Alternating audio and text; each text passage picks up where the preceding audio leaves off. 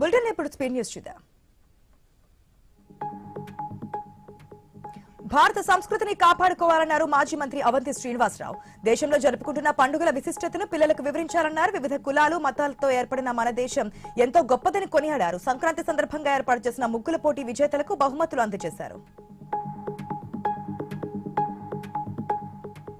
Shelter home నిర్వాహకులు వీధి కుక్కల పట్ల నిర్లక్ష్యంగా వ్యవహరిస్తున్నారని ఆగ్రహం వ్యక్తం చేసింది రీఫార్మ్స్ ఫౌండేషన్. వివిధ ప్రాంతాలలో సంచరిస్తున్న శునకాలను షెల్టర్ హోం కు తరలించి అనంతరం తగిన ఏర్పాట్లు చేయడం లేదన్నారు ఫౌండేషన్ ప్రతినిధి శ్రీనివాసరావు. ఈ భూమిపై ప్రతి ప్రాణికి జీవించే హక్కు ఉందని తెలిపారు.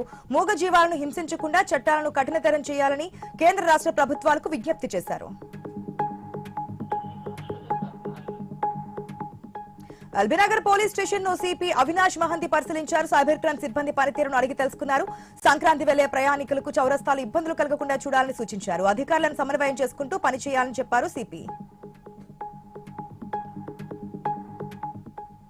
ఎగ్జిక్యూటివ్ మెజిస్ట్రేట్ కార్యాలయాన్ని ఎమ్మెల్యే మల్రెడ్డి రంగారెడ్డి ప్రారంభించారు. 225 లక్షల వ్యయంతో నిర్మించిన ఈ భవనం ప్రజలకు మెరుగైన సేవలు అందించేందుకు ఉపయోగపడుతుందని ఎమ్మెల్యే తెలిపారు.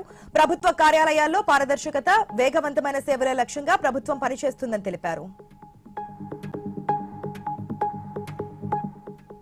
ఆర్టీసీ కార్మికుల పెండింగ్ సమస్యలను పరిష్కరించాలని డిమాండ్ చేశారు ప్రధాన కార్యదర్శి రాజిరెడ్డి.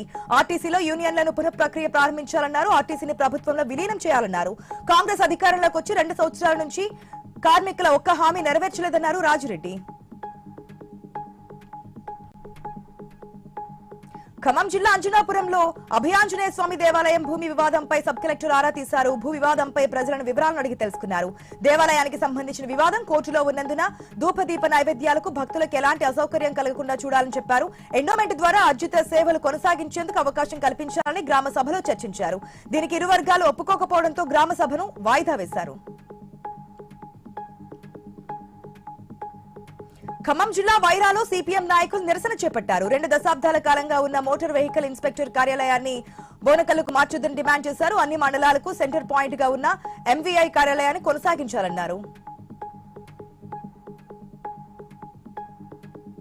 పార్టీ మారిన నాయకులకు ప్రజలు వచ్చే ఎన్నికల్లో బుద్ధి చెబుతారని మండిపడ్డారు బీఆర్ఎస్ నాయకులు. కాంగ్రెస్ చేసిన అభివృద్ధిని చూసే ఖమ్మంలో కార్పొరేటర్లు పార్టీ మారుతున్నారన్న మేజర్ వ్యాఖ్యలపై ఆగ్రహం వ్యక్తం చేశారు. 2 ఏళ్ల కాలంలో కాంగ్రెస్ చేసిన అభివృద్ధి ఏంటో చెప్పాలంటూ సవాల్ విసిరారు. ఖమ్మం నగర అభివృద్ధికి బీఆర్ఎస్ 1700 కోట్లు విడుదల చేసిందని గుర్తు చేశారు బీఆర్ఎస్ నేతలు.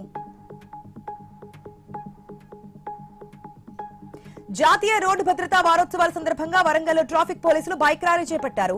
కమిషనరేట్ పరేడ్ గ్రౌండ్ నుంచి హన్మకొండ చౌరస్తా వరకు ఈ ర్యాలీ కొనసాగింది. ట్రాఫిక్ నిబంధనలు పాటిస్తూ క్షేమంగా గమ్యస్థానాలకు చేరుకోవాలని కమిషనర్ సన్ప్రీత్ సింగ్ సూచించారు.